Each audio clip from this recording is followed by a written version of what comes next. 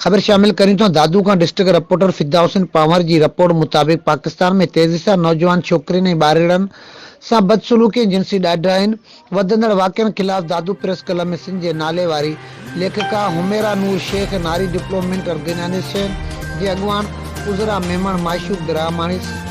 सुजाग संसार, रोज़ीना ब्राह्मणी, गुलाम नबी रोस्तमानी, रेड्स पाकिस्तान जी अब्दुल हवीस ऐं ॿियनि दादू प्रेस क्लब में गॾियल प्रेस कॉन्फ्रेंस कंदे हुकूमत पाकिस्तान खां मुतालबो कंदे चयो त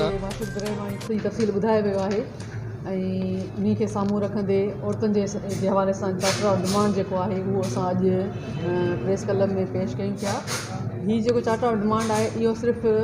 दादू ताल ज़िले लाइ न आहे, पर इहो ओवरऑल ॾिठो वञे सॼी सिंध जे लाइ आहे ऐं सॼी सिंध में इन क़िस्म जा जेके मसइला आहिनि, ॻाल्हियूं आहिनि, उहे तमामु घणी हलनि पियूं। हाणे त 3 साल जी छोकिरी बि बचियल कान्हे का, त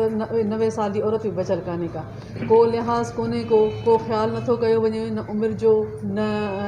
ज़ात बिरादरी जो, न इंसानियत जो। त इहे जेके मसइला औरतुनि सां थियनि पिया, ॿारनि सां थियनि पिया, इहो सिर्फ़ु इहो न चओ त जेकॾहिं हुमेरा सां थिए त माना पोइ इहो हुमेरा जो मसइलो आहे, जेकॾहिं कंहिंजे घर में थिए थो त इहो उनजो मसइलो आहे। इहा शइ असांखे नाहे रखणी। ॻाल्हि इहा आहे त जेके मसइला आहिनि उहे